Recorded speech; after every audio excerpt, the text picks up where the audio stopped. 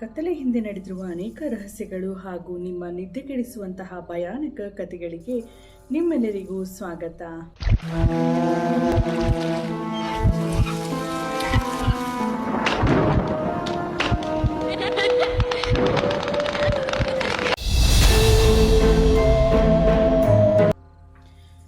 ನಮಸ್ತೆ ಫ್ರೆಂಡ್ಸ್, ಹೇಗಿದ್ದೀರಾ? ಎಲ್ಲರೂ ತುಂಬ ಚೆನ್ನಾಗಿದ್ದೀರಾ ಅಂದ್ಕೊಂಡಿದ್ದೀನಿ.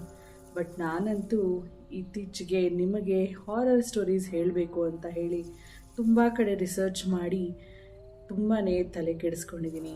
ಹೇಗಾದರೂ ಸರಿ ಒಂದು ಸ್ಟೋರಿ ಆದರೂ ಅಪ್ಲೋಡ್ ಮಾಡಲೇಬೇಕು ಅನ್ನೋ ಇಂಟೆನ್ಷನ್ ನಂದು. ಈ ಸ್ಟೋರಿನ ಕೇಳೋ ಅಷ್ಟು ಕುತೂಹಲ ನಿಮಗೂ ಇದೆ ಅಂತ ನಾನು ಅಂದ್ಕೊಂಡಿದ್ದೀನಿ. ಇವತ್ತಿನ ತಮ್ನೇಲ್ ನೋಡಿದ ತಕ್ಷಣವೇ ನಿಮಗನ್ಸಿರೋದು ಓ ಹೌದಾ ಅಂತ. ಎಷ್ಟೋ ಸತಿ ನೀವು ಕೂಡ ಕೇಳಿರ್ತೀರಾ, ಹಾಗೆ ನೋಡಿರ್ತೀರಾ, ಅಥವಾ ನಿಮ್ಗೆ ಅನುಭವಕ್ಕೂ ಬಂದಿರಬಹುದು ಈ ಒಂದು ಸಂಘಟನೆ. ಹೌದು, ಇವತ್ತು ನಾನು ನಿಮಗೆ ಹೇಳೋಕೆ ಹೋಗ್ತಿರೋದು one of my subscribers story. ಇದು ನಮ್ಮ ಸಬ್ಸ್ಕ್ರೈಬರ್ಸ್ ಅವರ ಲೈಫಲ್ಲಿ ಆಗಿರೋ ಸ್ಟೋರಿನ ನನಗೆ ಶೇರ್ ಮಾಡಿದರು. ಅದೇ ಸ್ಟೋರಿನ ನಾನಿವತ್ತು ನಿಮ್ಮ ಜೊತೆ ಹಂಚ್ಕೊಳ್ತಾ ಇದ್ದೀನಿ. ಏನಪ್ಪ ಅದು ಸ್ಟೋರಿ ಅಂತ ಯೋಚನೆ ಮಾಡ್ತಾ ಇದ್ದೀರಾ? ಬನ್ನಿ, ತಡ ಮಾಡೋದು ಬೇಡ, ಹೀಗೆ ನೋಡ್ಕೊಂಡು ಬರೋಣ. ನಮ್ಮ ಸಬ್ಸ್ಕ್ರೈಬರ್ ಒಬ್ಬರು ಬೆಂಗಳೂರಿನ ಒಂದು ಸುಪ್ರಸಿದ್ಧ ಜ್ಯುವೆಲ್ರಿ ಸ್ಟೋರಲ್ಲಿ ವರ್ಕ್ ಮಾಡ್ತಾಯಿದ್ರು. ಅವರು ವರ್ಕ್ ಮಾಡ್ತಾಯಿದ್ದ ಜ್ಯುವೆಲ್ರಿ ಸ್ಟೋರ್ ಹೆಸರು ಈಗ ಬೇಡ, ಹಾಗೆ ಅವ್ರ ಹೆಸರನ್ನ ಜ್ಯೋತಿ ಅಂತ ತಿಳ್ಕೊಳ್ಳೋಣ. ಅವರು ಅಲ್ಲಿ ಸೂಪರ್ವೈಸರ್ ಆಗಿ ವರ್ಕ್ ಮಾಡ್ತಾಯಿದ್ರು. ಅವರು ಅಲ್ಲಿ ವರ್ಕ್ ಮಾಡಬೇಕಾದ್ರೆ ಸೂಪರ್ವೈಸರ್ ಆಗಿರೋದ್ರಿಂದ ಎಲ್ಲರಿಗೂ ಬೇಗನೆ ಕೆಲಸ ಮುಗಿದ್ರೆ ಇವ್ರ ಕೆಲಸ ಮುಗಿಯೋದು ರಾತ್ರಿ 11-11:30 ಆಗೋದು. ಯಾಕಪ್ಪ ಅಂತಂದರೆ ಅಲ್ಲಿದ್ದ ಎಲ್ಲ ಜ್ಯುವೆಲ್ರಿನ ಅವರು ಲಾಕರಲ್ಲಿ ಇಟ್ಟು ಸೇಫ್ ಮಾಡಿ ಆನಂತರನೇ ಅವರು ಹೊರಗಡೆ ಬರಬೇಕಾಗಿರುತ್ತೆ. ಹಾಗಾಗಿ ಅವರಿಗೆ ಶಿಫ್ಟ್ ಮುಗಿತಾ ಇದ್ದಿದ್ದೆ 11-11:30ಗೆ. ಹೀಗಿರಬೇಕಾದ್ರೆ ಪ್ರತಿದಿನ ಅವರು ರಿಟರ್ನ್ ಮನೆಗೆ ಬರಬೇಕಾದ್ರೆ ಅವ್ರಿಗೆ ತುಂಬ ಸ್ಟ್ರೆಸ್ ಆಗಿದ್ದರೆ ಅವ್ರಿಗೆ ನಾನ್ ವೆಜ್ ತಿನ್ನುವ ಅಭ್ಯಾಸ ತುಂಬಾ ಇತ್ತು. ಈ ರೀತಿ ನಾನ್ ವೆಜ್ ತಿನ್ನುವ ಅಭ್ಯಾಸ ಒಳ್ಳೆಯದು ಹಾಗೆ ಕೆಟ್ಟದ್ದು ಕೂಡ ಹೌದು. ಪ್ರೋಟೀನ್ ಸಿಗುತ್ತೆ ನಿಜ, ಆದರೆ ಅತಿಯಾದರೆ ಅಮೃತನೂ ವಿಷ ಆಗುತ್ತೆ. ಹೊತ್ತಲ್ಲಿ ಗೊತ್ತಿಲ್ಲದ ಜಾಗದಲ್ಲಿ ಎಲ್ಲಂದರೆ ಅಲ್ಲಿ ತಗೊಳ್ಳೋದು ತಿನ್ನೋದು ಅಷ್ಟೇ ಅಪಾಯಕಾರಿ ಕೂಡ ಹೌದು. ಇವರು ಅವರೊಂದು ಜ್ಯುವೆಲರಿ ಸ್ಟೋರಿಂದ ಮನೆಗೆ ರಿಟರ್ನ್ ಆಗುವಾಗ ದಾರಿಯಲ್ಲಿ ಒಂದು ಹೋಟೆಲ್ ಇರುತ್ತೆ. ಪ್ರತಿದಿನವೂ ಅವ್ರಿಗೆ ಸ್ಟ್ರೆಸ್ ಆದಾಗೆಲ್ಲ ಅದೇ ಹೋಟ್ಲಲ್ಲಿ ನಾನ್ ವೆಜ್ ತೊಗೊಳ್ತಾ ಇದ್ರು.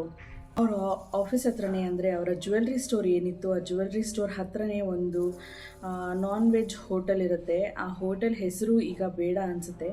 ಆ ಹೋಟೆಲ್ ಇರುತ್ತೆ. ಹೋಟೆಲಲ್ಲಿ ತಂದೂರಿ ತಗೊಂಡು ಮನೆಗೆ ಹೋಗ್ತಾ ಇರ್ತಾರೆ. ಅವತ್ತು ಅಂದರೆ ಹೋಲ್ ಚಿಕನ್ ಏನು ಬರುತ್ತೆ ಅದನ್ನೇ ತೊಗೊಂಡು ಹೋಗ್ತಿರ್ತಾರೆ. ತೊಗೊಂಡು ಹೋಗಬೇಕಾದ್ರೆ ದಾರಿನಲ್ಲಿ ಅವ್ರಿಗೆ ಸ್ಮಶಾನ ಸಿಗುತ್ತೆ. ಅವ್ರ ಮನೆಗೆ ಹೋಗೋ ರೂಟಲ್ಲಿ ಸ್ಮಶಾನ ಇರುತ್ತೆ, ಹರಿಶ್ಚಂದ್ರ ಘಾಟ್ ಇರುತ್ತೆ. ಆನ್ ದ ವೇ ಹೋಗ್ತಾ ಇರ್ತಾರೆ. ಹೋಗುವಾಗ ಅವರಿಗೆ ಇನ್ನೊಂದು ಕೆಟ್ಟ ಅಭ್ಯಾಸ ಏನಪ್ಪ ಅಂತಂದರೆ ಆ ಸ್ಮಶಾನದ ಕಡೆ ತಿರುಗಿ ದಿಟ್ಟಿಸಿ ನೋಡೋದು. ಇವರಿಗೆ ದೆವ್ವ ಭೂತ ಅನ್ನೋದರಲ್ಲಿ ಕುತೂಹಲ ಜಾಸ್ತಿ. ಇದ್ರ ಬಗ್ಗೆ ತುಂಬಾ ಓದಿರ್ತಾರೆ, ಕೇಳಿರ್ತಾರೆ, ಹಾಗೆ ಇದ್ರ ಬಗ್ಗೆ ಸ್ವಲ್ಪ ರಿಸರ್ಚ್ ಕೂಡ ಮಾಡಿರ್ತಾರೆ. ಇನ್ ದ ಸೆನ್ಸ್ ಅಲ್ಲಿ ಇಲ್ಲಿ ಬುಕ್ಸಲ್ಲಿ ಓದೋದು, ಹಾಗೆ ಮೊಬೈಲ್ ಫೋನ್ಸಲ್ಲಿ ಅದರ ಸ್ಟೋರಿ ಕೇಳೋದು, ಇದರದ್ದೆಲ್ಲ ಒಂದು ಸ್ವಲ್ಪ ಹುಚ್ಚಿರುತ್ತೆ ಇವರಿಗೆ. ಸೊ ಹೋಗುವಾಗೆಲ್ಲ ಮಶಾಣದ ಕಡೆ ನೋಡ್ಕೊಂಡು ಹೋಗ್ತಿರ್ತಾರೆ. ಯಾವುದಾದ್ರೂ ಆತ್ಮ ಕಾಣಿಸುತ್ತಾ ಕಾಣಿಸಲ್ವಾ ಅನ್ನೋ ರೀತಿ. ಕೆಲವೊಂದು ಸತಿ ಅದನ್ನು ನೋಡ್ಕೊಂಡು ಮಾತಾಡಿ ಕೂಡ ಹೋಗಿರೋದು ಉಂಟಂತೆ. ಅವತ್ತು ಕೂಡ ತಗೊಂಡು ಹೋಗ್ತಿರ್ಬೇಕಾದ್ರೆ ಮಾತಾಡ್ಕೊಂಡು ಹೋಗಿದ್ದಾರೆ. ಏನಾಯ್ತೋ ಗೊತ್ತಿಲ್ಲ. ಅವರು ನಾವು ಏನು ಹೇಳಿದೆ ಚಿಕನ್ ತಂದೂರಿ ತಗೊಂಡು ಆಟೋ ಹತ್ತಿದ್ರಲ್ಲ, ಆಟೋ ಹತ್ತಿದ ನೆಕ್ಸ್ಟ್ ಸೆಕೆಂಡೇ ಅವ್ರ ಜೊತೆ ಇನ್ನೊಬ್ಬರು ಯಾರೋ ಕೂತ್ಕೊಂಡಿದ್ದಾರೆ ಪಕ್ಕದಲ್ಲಿ ಅನ್ನೋ ಥರ ಫೀಲ್ ಆಯ್ತಂತೆ. ಬಟ್ ಅಲ್ಲಿ ಯಾರೂ ಕೂತ್ಕೊಂಡಿರಲಿಲ್ಲ, ಅವ್ರಿಗೆ ಜಸ್ಟ್ ಫೀಲ್ ಆಗಿದೆ. ಆಟೋ ಮುಂದಕ್ಕೆ ಹೋಗ್ತಾ ಹೋಗ್ತಾ ಅವ್ರು ಇಟ್ಕೊಂಡಿದ್ದ ಕವರ್ ಏನಿತ್ತು, ಲೈಕ್ ಅದನ್ನು ಆಟೋದಲ್ಲಿ ಕೆಳಗಡೆ ಇಟ್ಟರೆ ಅವ್ರಿಗೇನಾದರೂ ಫೀಲ್ ಆಗ್ಬೋದು ಆಟೋದವ್ರಿಗೆ ಅಂತ ಹೇಳಿ ಕೈಯಲ್ಲೇ ಇಟ್ಕೊಂಡು ಜಸ್ಟ್ ಸೈಡಲ್ಲಿ ಹೀಗೆ ಇಟ್ಕೊಂಡಿದ್ರು. ಕವರು ತೂಗಾಡ್ತಿತ್ತು, ಈ ರೀತಿ ಇಟ್ಕೊಂಡಿದ್ರಂತೆ. ಕವರ್ನ ಯಾರು ಎಳೆದಂಗೆ ಹಾಕ್ತಿತ್ತಂತೆ, 2-3 ಸತಿ ಎಳೆದಂಗೆ ಹಾಕ್ತಿತ್ತಂತೆ. ಇವ್ರೇನು ಅಂದ್ಕೊಂಡಿದ್ದಾರೆ, ಆಟೋ ಮೂವ್ ಆಗ್ತಿದೆ, ಹಳ್ಳ ಕೊಳ್ಳ ಇರುತ್ತೆ, ಆ ಟೈಮಲ್ಲಿ ಈ ಕವರ್ ಮೂವ್ ಆಗೋದು ಸಹಜ ಅಂತ ತಿಳ್ಕೊಂಡು ಅವರು ಸುಮ್ಮನಾಗಿದ್ದಾರೆ. ಬಟ್ ಇವ್ರಿಗೆ ಒಂದು ಪಾಯಿಂಟಲ್ಲಿ ಡೌಟ್ ಬಂದು, ಅಣ್ಣ ಒಂದು ಸ್ವಲ್ಪ ಗಾಡಿ ನಿಲ್ಲಿಸಿ ಅಂತ ಹೇಳಿದ್ದಾರೆ ಆಟೋ ಅವರಿಗೆ. ಸರಿ ಅಂತ ಹೇಳಿ, ಯಾಕೆ ಮೇಡಮ್ ಅಂತ, ಇಲ್ಲ 1 ನಿಮಿಷ ನಿಲ್ಲಿಸಿ ಅಂತ ಹೇಳಿದ್ದಾರೆ. ಸರಿ ಅಂತ ಹೇಳಿ ಅವ್ರು ನಿಲ್ಲಿಸಿದಾಗೂ ಕೂಡ ಒಂದು ಸ್ವಲ್ಪ ಎಳೆದಂಗೆ ಫೀಲ್ ಆಗ್ತಿತ್ತಂತೆ. ಪಕ್ಕದಲ್ಲಿ ಯಾರು ಇರೋ ರೀತಿ ಫೀಲ್ ಆಗ್ತಿದೆ, ಹಾಗೆ ಜೊತೆಗೆ ಅವ್ರು ಇಟ್ಕೊಂಡಿದ್ದ ಕವರು ಕೂಡ ಎಳಿತಿರೋಂಗೆ ಫೀಲ್ ಆಗ್ತಿದೆ.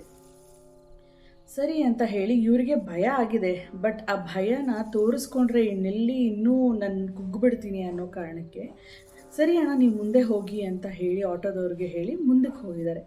ಮುಂದಕ್ಕೆ ಹೋಗಿ ಒಂದು ಸ್ವಲ್ಪ ದೂರದಲ್ಲಿ 3 ದಾರಿ ಸಿಗುವಂಥ ಜಾಗ ಸಿಕ್ಕಿದೆ.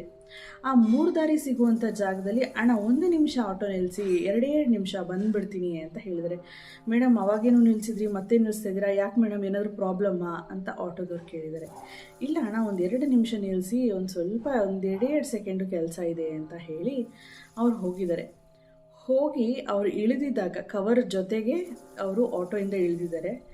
ಆಟೋಯಿಂದ ಇಳಿದ ತಕ್ಷಣ ಅವ್ರಿಗೆ ಕೂಡ ಆಟೋದಲ್ಲಿ ಇವರ ಜೊತೆ ಯಾರೋ ಕೂತಿದ್ದಾರೆ ಅನ್ನೋ ಫೀಲಿಂಗ್ ಇತ್ತಲ್ಲ, ಅವರು ಕೂಡ ಇವ್ರ ಹಿಂದೆನೇ ಇಳಿದಿದ್ದು ಫೀಲ್ ಆಯ್ತಂತೆ. ಇವ್ರು ತೊಗೊಂಡು ಹೋಗಿ ಆ ಕವರ್ನ ಅಲ್ಲೇ 3 ದಾರಿನಲ್ಲಿ ಇಟ್ಟು ನಿಂತ್ಕೊಂಡಿದ್ದಾರೆ. ಅಲ್ಲೇ 1 ಸೆಕೆಂಡ್ ನಿಂತಾಗ ಅದು ಕೂಡ ಇವ್ರ ಮುಂದೆ ಹಿಂಗೆ ಪಾಸ್ ಆದಂಗೆ ಆಯ್ತಂತೆ. ಸರಿ ಅಂತ ಹೇಳಿ ಆ ಕವರ್ನು ಕೂಡ ಅಲ್ಲೇ ಬಿಟ್ಟು ಆಟೋ ಹತ್ತಿ ಹಿಂದೆ ಮುಂದೆ ನೋಡಿದಿರ ಅಣ್ಣ ಮನೆಗೆ ನಡೀರಿ, ಅಡ್ರೆಸ್ಗೆ ನಡೀರಿ ಅಂತ ಹೇಳಿದ್ದಾರೆ. ಸರಿ ಅಂತ ಹೇಳಿ ಅವರು ಮುಂದೆ ಹೋಗಿ ಅವ್ರ ಮನೆ ಹತ್ರ ಹೋಗಿದ್ದಾರೆ.